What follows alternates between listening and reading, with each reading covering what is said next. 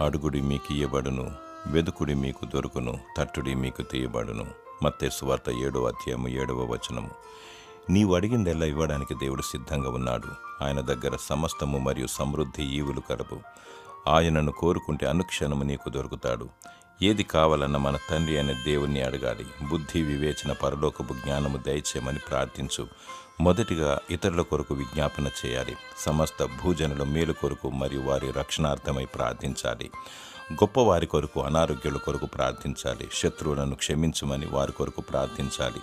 వారిని దీవించమని కోరుకోవాలి. పెళ్లి కాని యవనస్తులు సరి అనే వ్యక్తిని పార్ట్నర్గా దేవుని చిత్త ప్రకారంగా దయచేయమని ప్రార్థించాలి. పెళ్ళి అయిన వారు వారి సంసార దాంపత్య జీవితంలో ఓర్పు, సహనము మరియు విజయము దయచేయమని ప్రార్థించాలి. పరలోక రాజ్యం కోసం సిద్ధపాటు కలిగి అందులో ప్రవేశించుటకై ప్రార్థించాలి. దేవుడు నీ మనవిని ఆలకించి నిన్ను దీవించునుగాక. ఆమేన్.